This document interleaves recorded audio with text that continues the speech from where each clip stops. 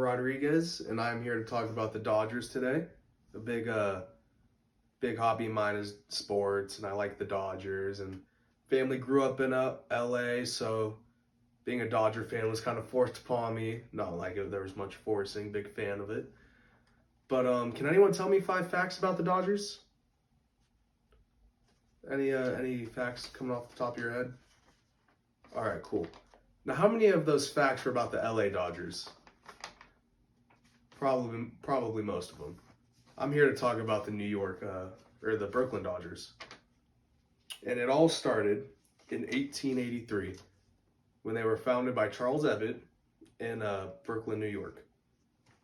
They had names like the Atlantics. A lot of people called them the Bums because they lost a lot.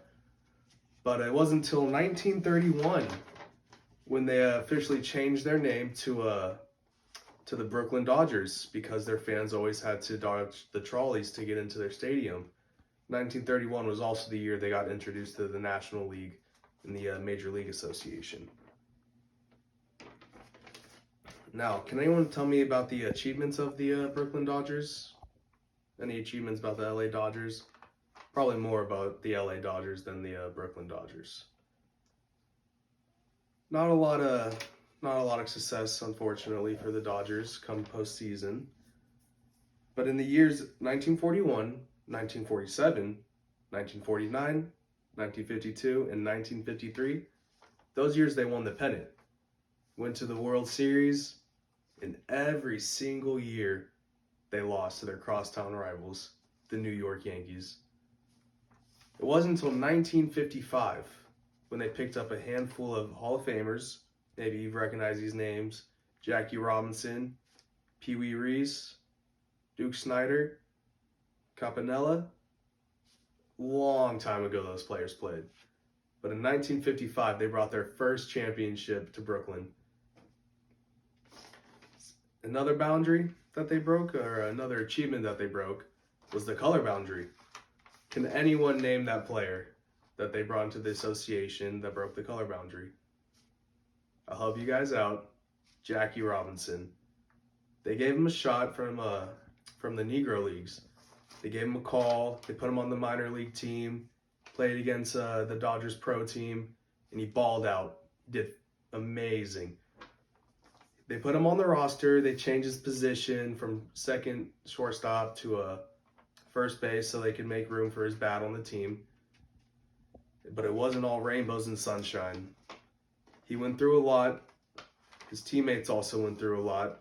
The ones that stuck up for him, there's ones that weren't a big fan. Times were a lot different back then. They went on the road, and he wouldn't be allowed to stay with the team. Sometimes they kicked the team out because they had a black man on their team, and they didn't agree with that. But with the chip on his shoulder, heart on the sleeve, and the chip and heart on the sleeve of his teammates, he changed the game. They have a day where everyone wears 42 in the MLB, and it's to honor him and honor what he went through and the sacrifice that he made, so that the game is way more diverse and everyone can love playing the game, no matter the skin color or anything.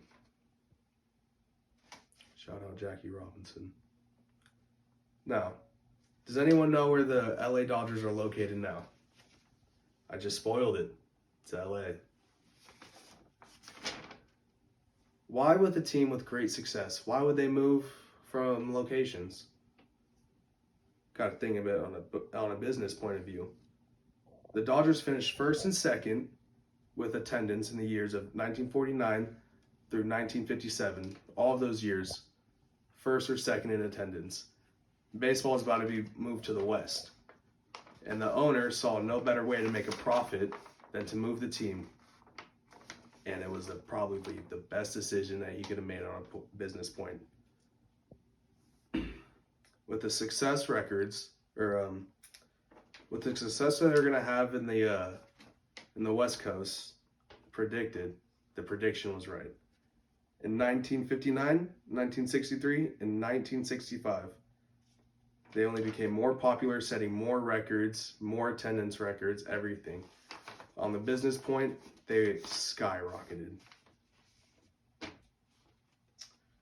Now, I'm here to say that the home will always be Brooklyn. Some may say Dodgers. Old timers will always say, the few that still remain that got to see the birth of the Brooklyn Dodgers, that the home is in Brooklyn.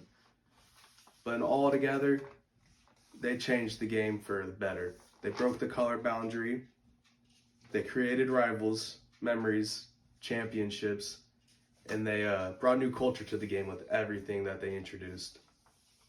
Does anyone have any questions about the Dodgers or anything? I'd love to take any questions. If not, thank you very much for listening, and I hope I expanded your knowledge with not only the LA Dodgers but the Brooklyn Dodgers.